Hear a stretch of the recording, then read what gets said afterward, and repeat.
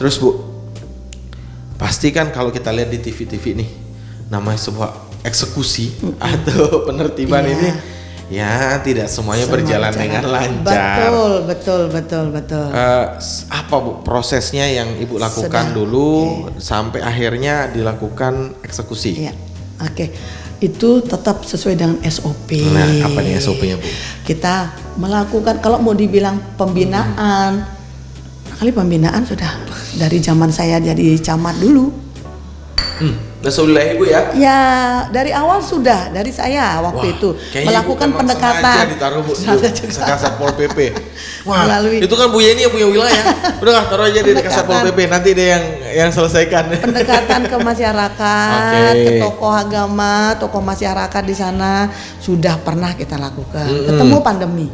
Begitu pandemi kan tambah. Pandemi apa iya kita akan melakukan penertiban? Mereka juga susah cari makan loh. Ya, udah ada permakluman loh ya. Cuman malah di sana itu tambah banyak orang yang datang berkunjung malah pada saat pandemi. Tambah pada saat pandemi, benar-benar pandemi. Tapi kan di satu sisi, saya mau. Di satu sisi memang lagi susah. Akhirnya ya sudah kita lakukan. Dilema Bu ya. Kita hanya melakukan penertiban untuk kondisi. Kita harus tetap memakai masker untuk tidak keluar di jalan. Itu waktu kemarin 2 tahun. Aturan inilah ya, aturan untuk kesehatan. Prokes. Untuk prokes itu itu tetap kami lakukan, itu kami fokus konsen di sana. Kok tambah ke sini banyak laporan masyarakat. Laporan masyarakat bukannya ke kami, tapi ke pimpinan daerah. Kan masyarakat loh ini. Pimpinan langsung mikir, iyalah. Lah lu pada ngapain? Nah, itu dia. Itulah. Ini camat saya ngapain ini gitu kan?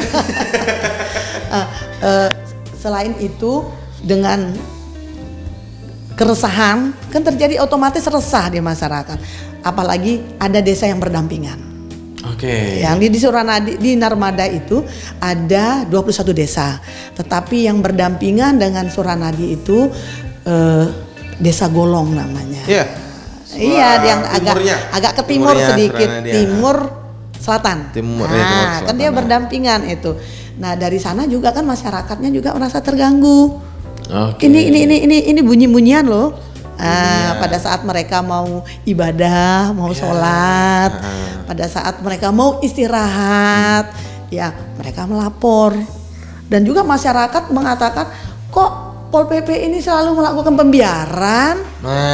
Kan selalu tetap salah kami.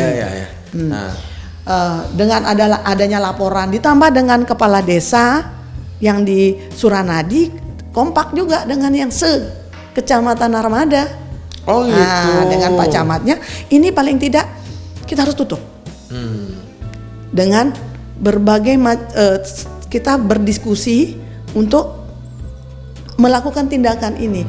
Kita lakukan sosialisasi. Kita kumpulkan para pemilik kafe yang ada di sana bahwa ini sudah tata ruang, sudah disampaikan. Kalau kita mau berpikir jauh-jauh hari juga mereka sudah tahu, harusnya mereka mungkin lah ya Ibu langsung aja jatuh tutup sudah, itu kan nggak mungkin. Itu kan dari sudah lama saya selalu melakukan operasi. Itu bentuk bahwa itu pemerintah daerah melarang gitu loh. Kita lakukan operasi, kita dari tahun, tetapi itu ya istilah zaman sekarang katanya kita kucing-kucingan. Nanti ada saja yang dapat, begitu kita apel saja. Baru mau apel siaga di kantor camat, udah ada yang tahu, udah informasi itu mereka sudah tutup. Ini canggihnya sekarang informasi sekarang ini. Itu Bu ya? Iya. Biasa. Nah, setelah mereka punya intelijen juga. Iya dong, sama. Kita main kucing-kucingan. Kita lakukan mana yang bisa ya. Misalnya sekarang sampai tetap melakukan seperti apa sih nantinya kita akan melakukan penutupan.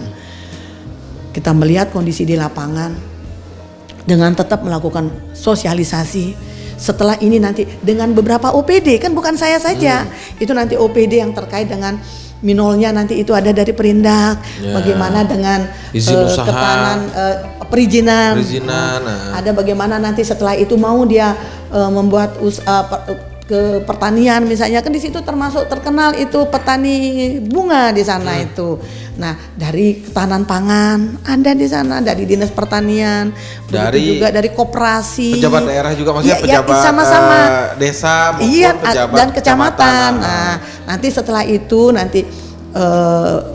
kita akan berupaya, pemerintah daerah, bukan saya juga ini yang menjadi pertimbangan, kita ingin tutup tetapi solusi apa untuk mereka itu sudah dipikirkan oleh pemerintah daerah. Jadi tidak semata-mata hanya nutup Bu ya. Tidak. Ya, pemerintah tidak zalim juga lah. Iya, ya namanya mereka juga kalau sudah bilang isi perut ya kita paham juga, tetapi ada cara usaha yang lain. Kalau udah masalah Lombok Tengah nih bingung Bu ya. Nah, kalau sudah berbicara itu udah mulai kita sudah buntu sudah kita ini. Nah, itu jadi kalau saya simpulkan sebenarnya sudah ada proses PDKT-nya dulu.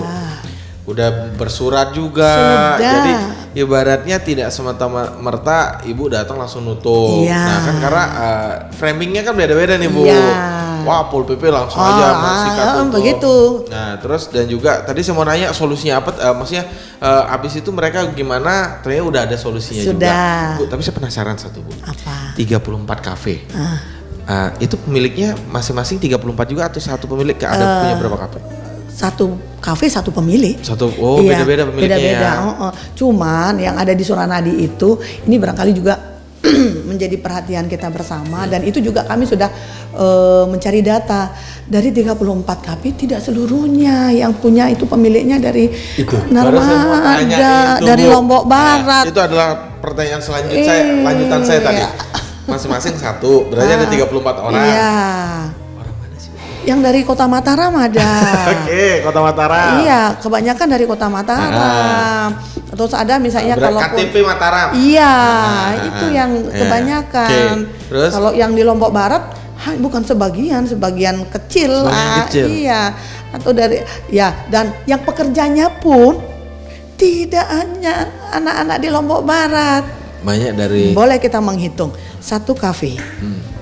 Berapa? Anggap 5 orang pekerja. Oke, 5 orang pekerja. Dari pekerja 5 orang kali di 34 ketemu angka antara 170.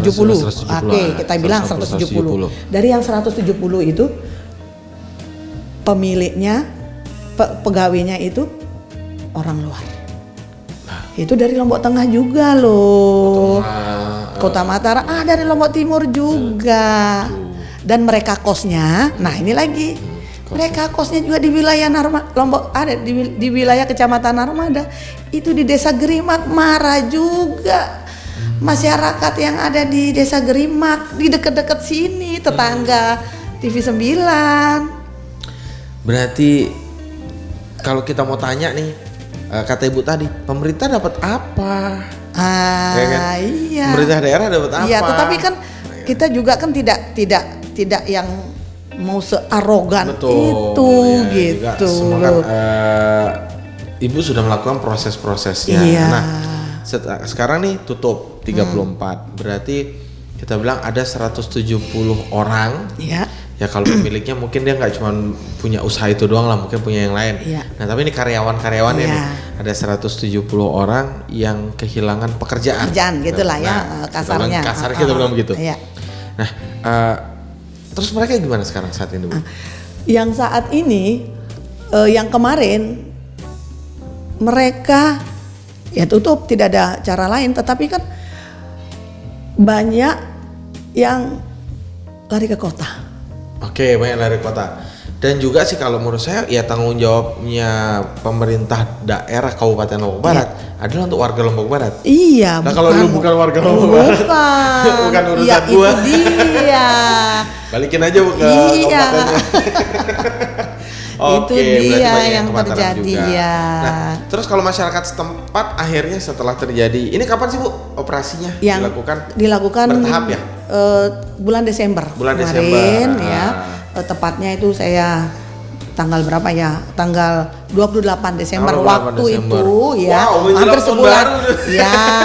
Itu yang kita hasil diskusi bersama itu selalu kita berdiskusi untuk melakukan penutupan, dan tidak saja dengan kami yang di pemerintah daerah, kan untuk Kecamatan Narmada itu wilayah hukumnya itu Polres Kota Mataram. Ya, Polres Kota Kan Mataram. tiga wilayah, Iya, betul. Narmada, Linsar, Gunung Sari.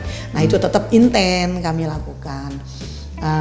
Begitu sudah disepakati, pada saat penertiban itu kita dibantu oleh teman-teman dari selain dari Polsek, dari Polres, Polsek, dan Ramil, semua desa anggota Linmas yang ada di desa yang se-Kecamatan Narmada juga Itu ikut ikut membantu. Iya. Luar biasa.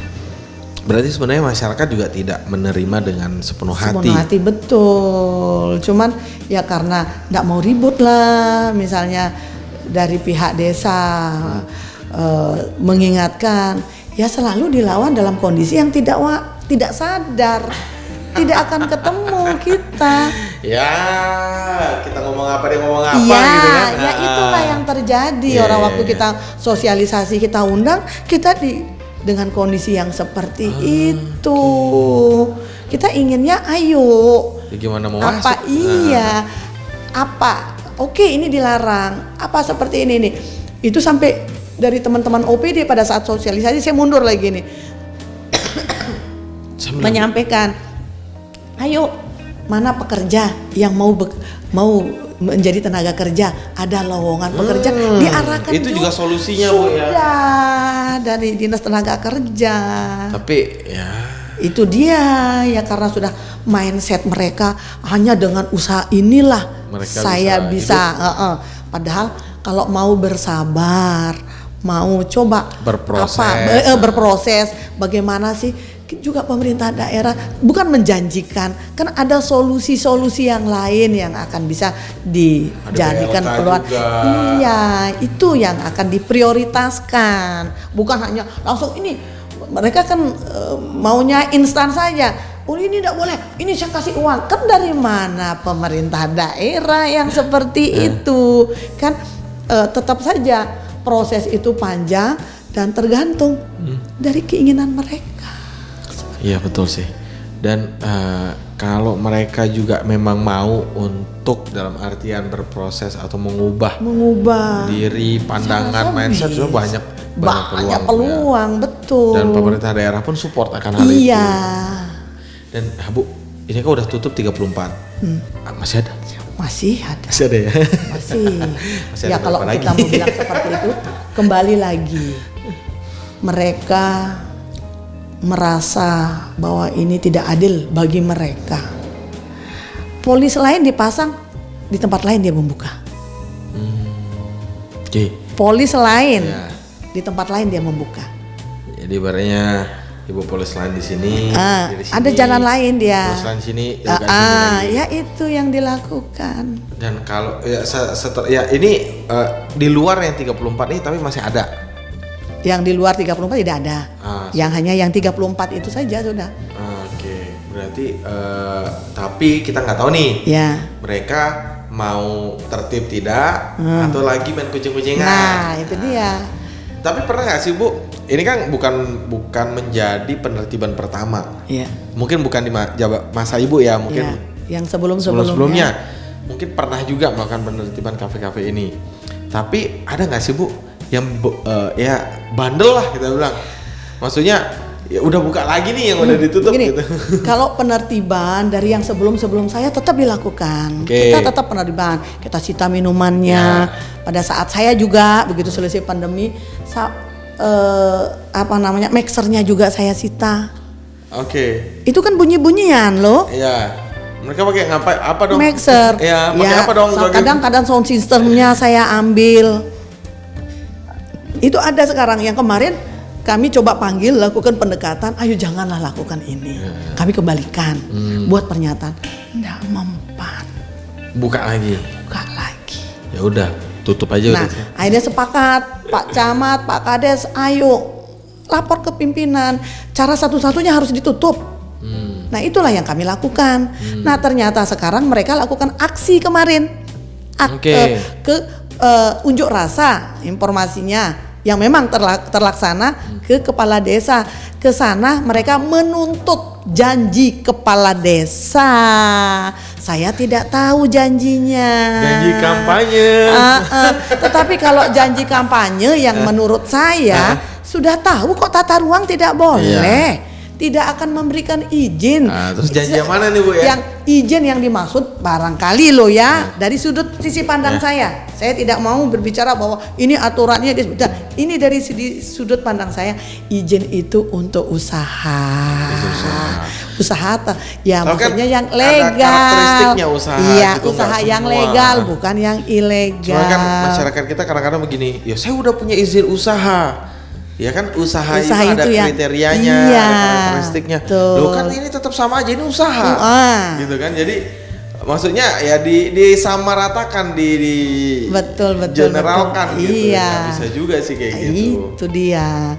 Ya, yang seperti itu. Nah, ternyata mereka melakukan aksi demo kepada Pak Kepala Desa, yang mana ya tetap diterima. Ya namanya dia mau menyampaikan aspirasinya. Ya, saya juga berharap kemarin itu dari pihak desa adalah tetap dia menyampaikan, karena dari pihak desa tahu ini tidak boleh, izin ini tidak ada, ini tetap merekanya yang kekeh mau didata, dari pihak merekanya yang nggak mau, jadi semua ketutup. Jadi ibaratnya pemerintah udah melakukan upaya yang banyak sebenarnya untuk membantu mereka agar kejadian Desember itu tidak terjadi gitu Bu ya. Tapi mereka seperti menutup diri, tidak mau memberi ada mencobalah. Ya, komunikasi dua arahnya gagal lah gitu.